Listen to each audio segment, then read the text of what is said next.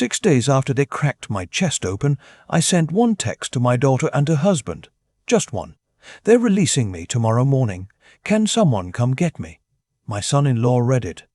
I saw the little check mark turn blue. He didn't reply for 4 hours. When he finally did, he said, "We've got the contractors coming. Take a lift, Dad. You'll be fine." That night, I made a decision that would change everything. By the time they figured out what I had done, they were calling me so many times my phone died. I want to tell you how I got there, because it didn't happen overnight. 41 years of choices, mine and theirs, led to that moment in room 214 of St.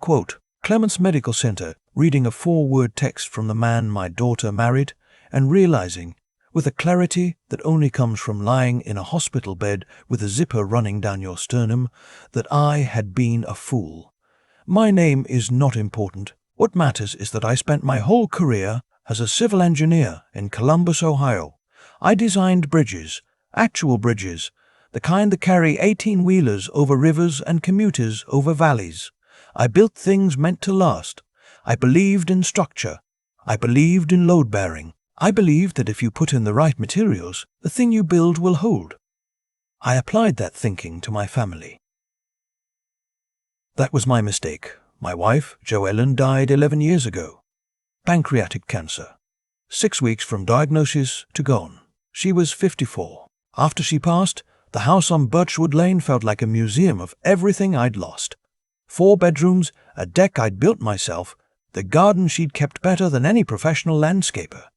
I didn't sell it. I kept thinking she might walk back through the front door. My daughter was 28 when her mother died. She was already with him by then. Her husband, Garrett. He sold insurance. Not a bad man on the surface. Good handshake. Remembered your name. Laughed at your jokes, even when they weren't funny. I should have paid more attention to that last part. Men who laugh too hard at jokes they don't mean are usually laughing at something else entirely. They got married 2 years after Joellen's death. I paid for the wedding. Not half. All of it. $42,000 at a venue outside of Dublin, Ohio, because my daughter had grown up looking at that barn in a magazine and always imagined herself getting married there. I wrote the check because Joellen would have. That's what I told myself. After the wedding, things shifted slowly, the way erosion works. You don't notice it day by day. You just look up one morning, and the riverbank is 3 feet closer to your house. They moved into a condo on the north side. I helped with the down payment, $20,000 toward the deposit because Garrett said they were a little short that month. My daughter called it a loan. She never mentioned repayment terms, and I never pushed. 3 years later, they sold that condo at a profit and bought a house in Worthington. Nicer neighborhood. Better schools, even though they didn't have children and seemed in no hurry to have any. I moved out to be closer to them. Sold Birchwood Lane, bought a smaller place in the same zip code. I told myself it was practical.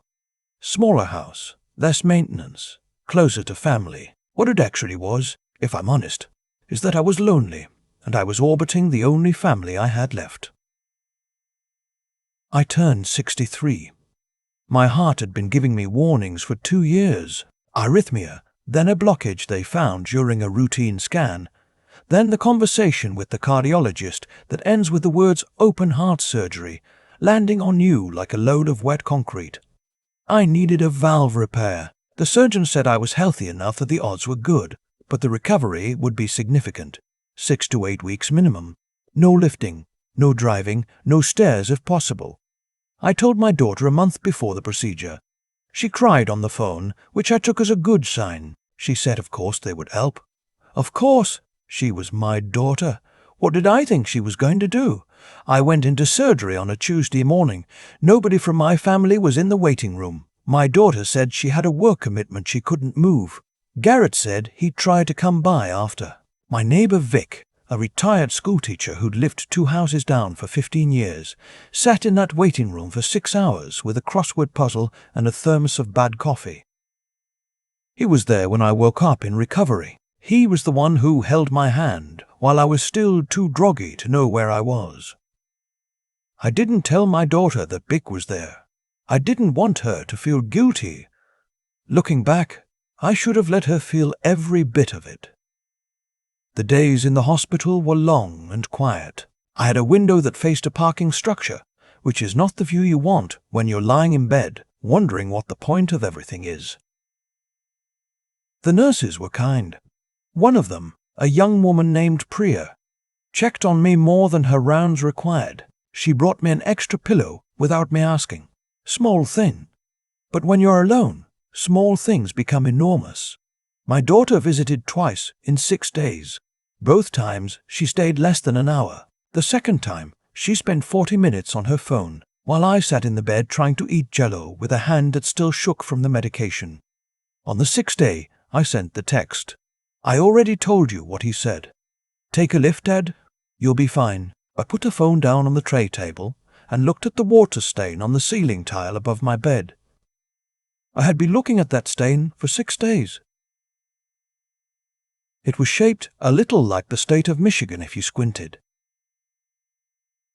I thought about Joellen. I thought about what she would have done if the situation were reversed. If it were me who needed someone to come home from the hospital, she would have been there before they even called her. She would have been sleeping in the visitor chair. She would have argued with the discharge nurse about whether I was ready to leave. I thought about the $42,000. Then I picked up the phone and called Vic. He answered on the second ring. You need a ride, he said, before I even got a full sentence out. If you're not busy. My tomatoes need watering, he said. They can wait. He was there at 8:15 the next morning with a travel mug of actual good coffee and a pair of slip-on shoes he'd bought at the drugstore because I'd mentioned my feet were swollen and I wasn't sure my regular shoes would fit. He helped me into his truck with more care than I'd been shown in 6 days of professional medical care. He didn't say much on the drive home. He just drove. I watched the city move past the window. Gas stations, a school with a crossing guard, a Methodist church with a sign that said Broken Crazens Still Color.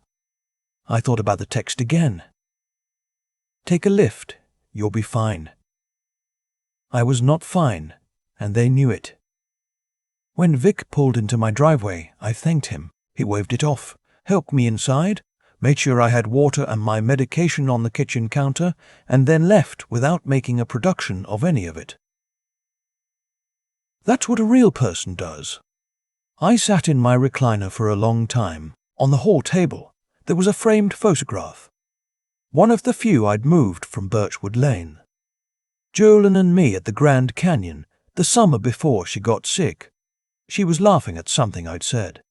I don't even remember what. She was wearing a blue jacket, and her hair was blowing sideways in the wind, and she looked like she was the happiest person alive.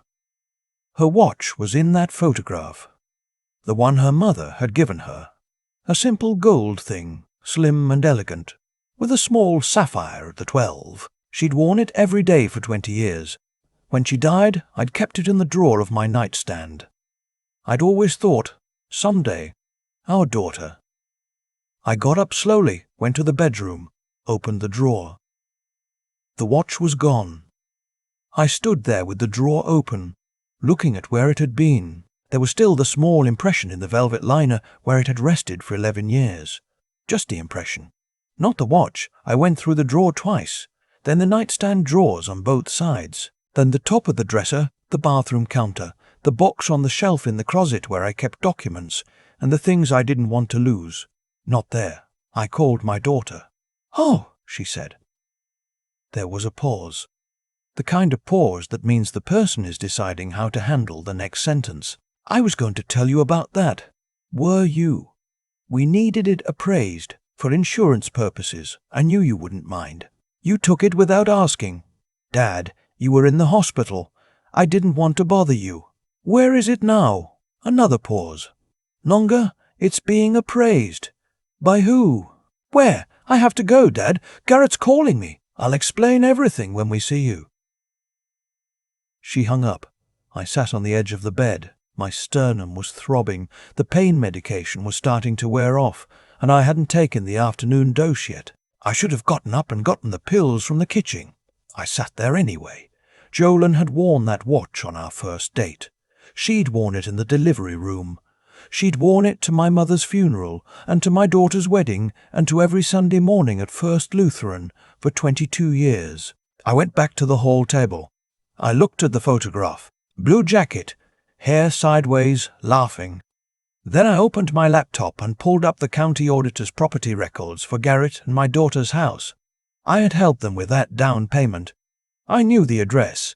It took 30 seconds. Then I pulled up my own records. The house I owned outright, no mortgage, on Carver Street. Paid off 4 years ago. My name only. Then I called my accountant, a man named Phil Braddock, who had handled my finances since I was 35 and who had the personality of a parking meter and the ethics of a federal judge. "Phil," I said, "I need to talk about a trust." He was quiet for a moment. "What kind of trust?" "The kind that protects things," I said, "from people who take watches." He knew better than to ask follow-up questions over the phone. "Come in Monday," he said. I had 4 days. The next morning my daughter and Garrett came by. Unannounced, I heard his truck in the driveway and watched through the front window as they came up the walk.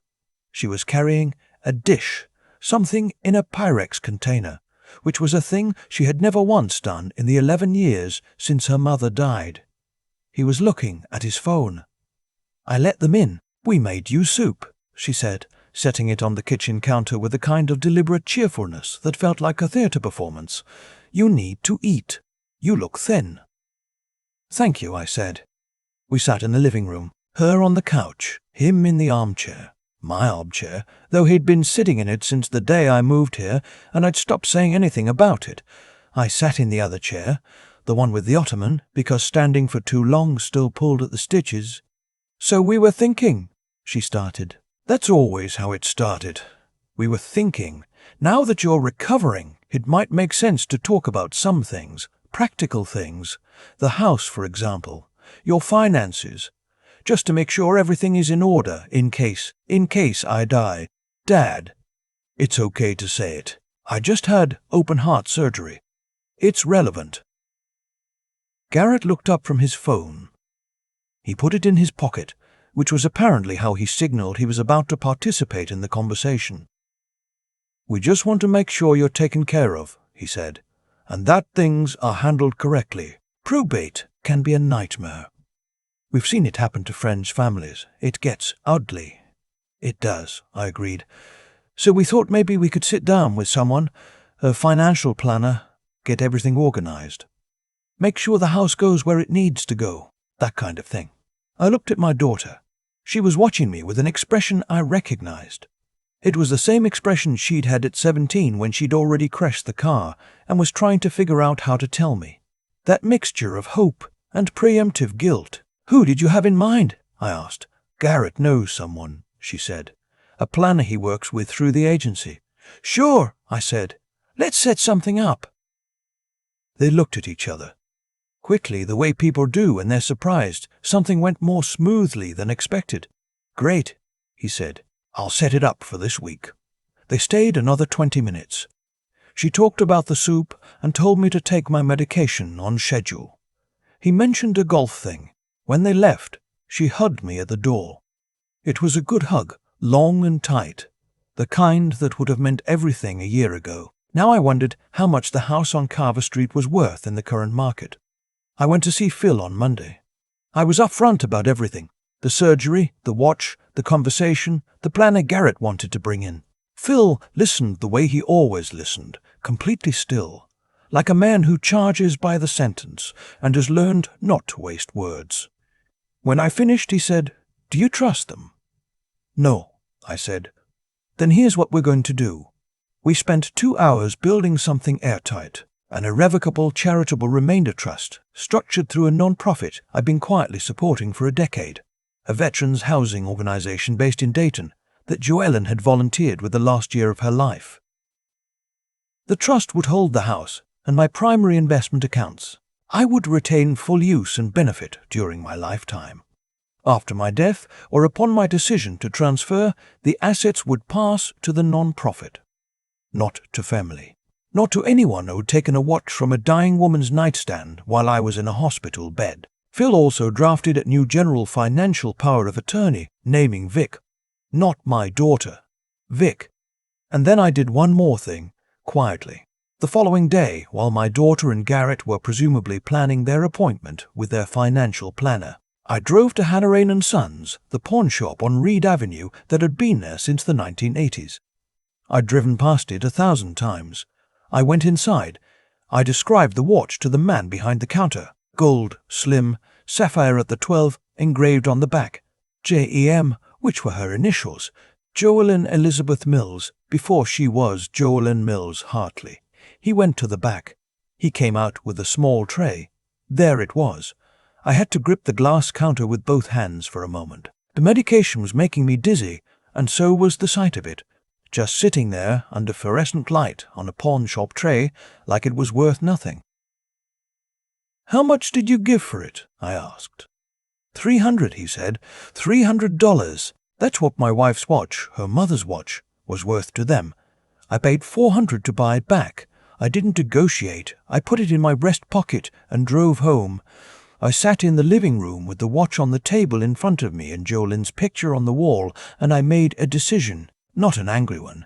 Anger burns hot and dies fast. This was something colder, something structural, like engineering.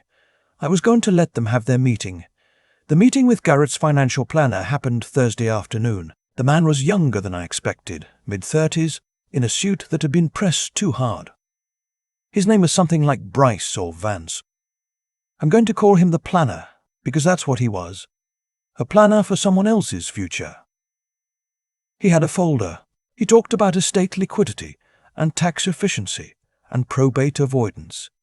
He asked me questions about my assets, and I answered them honestly, because none of it mattered anymore. The house was in the trust. The accounts were in the trust. He didn't know that. My daughter didn't know that. My daughter didn't know that. Garrett definitely didn't know that. At one point, the planner slid a document across the coffee table, a durable power of attorney form already partially filled in with my daughter's name. "Standard," he said. "Just gives her the ability to act on your behalf in financial matters if you're incapacitated." "Makes sense," I said. "I can have a notary here Saturday," Garrett said. "Let me read it over," I said. "I want to make sure I understand everything." They both relaxed when I said that. I could see it, the small shift in posture, the almost smile. He thinks he just needs to read it.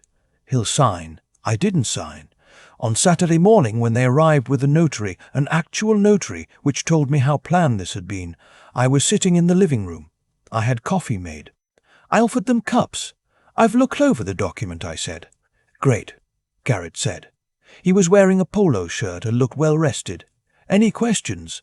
"One," I said. "When you took the watch from my nightstand, was it before or after you started planning this?" The room went quiet. My daughter's face changed.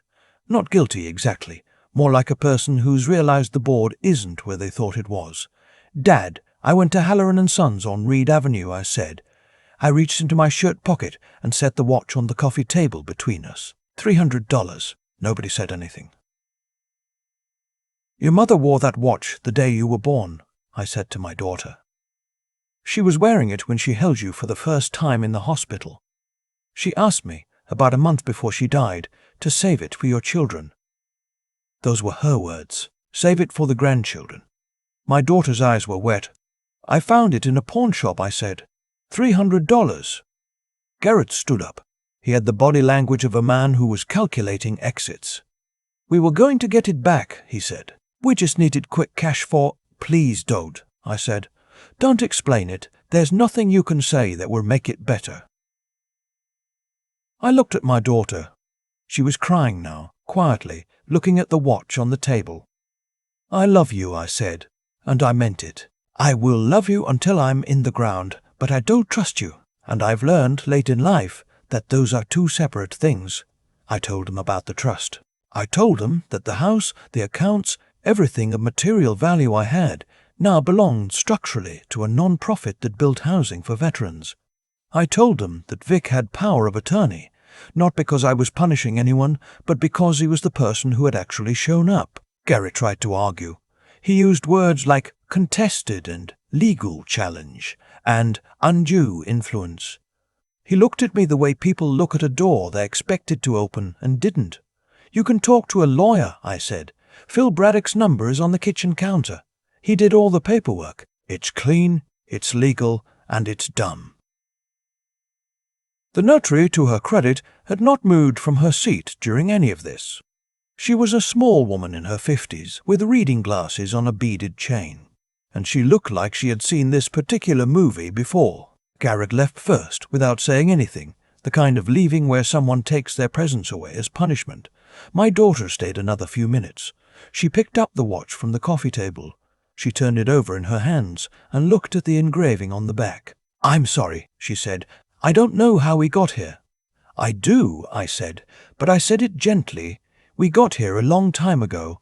I just didn't want to see it." She put the watch back on the table and left. I sat in the quiet house on Carver Street, which was no longer really mine in the usual sense, and somehow felt more mine than it ever had. I picked up the watch. I put it on the table next to the photograph. Joellen in the blue jacket, laughing at something I'd said at the edge of the Grand Canyon. I called Vic. "The tomatoes ready," I said when he picked up. "Past ready," he said. "I've been waiting for you to ask. Give me 20 minutes. I put on my shoes, the slip-ons he'd bought at the drugstore, which turned out to be the most comfortable shoes I owned, and walked next door. His backyard was small and overgrown, in a comfortable way, the kind of garden that doesn't apologize for itself. He handed me a basket, and we walked between the rows without talking much. The tomatoes were enormous and deep red and warm from the afternoon sun. I pulled a few, handed them to him, and he set them in the basket. "You okay?" he said eventually. "Getting there," I said. He nodded. That was enough for him. 3 months have passed. My chest is healed. The scar is still there, a thin, silver line running down my sternum. I've stopped thinking of it as a wound and started thinking of it as a record. It happened. I'm still here. My daughter has called twice. Brief conversations, careful on both sides. I don't know what we are to each other right now, and I've decided that's okay. Some things don't resolve cleanly. I built bridges for 40 years, and I know that a bridge has to be built on bedrock, not on what you wish was there. We're finding the bedrock. It takes time. Garrett hasn't called. The Veterans Housing Organization sent me a letter last month. They broke ground on a new development in Dayton, 18 units. Income restricted for veterans over 55. They named one of the buildings the Jolan Mills Hartley Community Center. I drove down to see it. Just the foundation, so far. Raw concrete and rebar, and the smell of fresh earth. Nothing impressive to look at yet, but I know something about foundations. I stood at the edge of that construction site in the January cold, and I thought about all of it. The hospital room with the parking structure view, the text I sent, the watch in the pawn shop, the meeting with the notary, Vic and his tomatoes, Joellen in her blue jacket at the edge of the world, laughing. I thought about what it costs to build something that lasts, and what it costs when you build on the wrong ground. I got back in my car and drove north on 75. The winter fields flat and pale on either side of the highway, and I felt something I hadn't felt in a long time. Not happiness exactly. Steadiness, the kind you feel when a load-bearing structure finally clicks into place. I was 63 years old. My heart had been repaired. I had made mistakes, and I had outlived them. That was enough. For now, that was more than enough.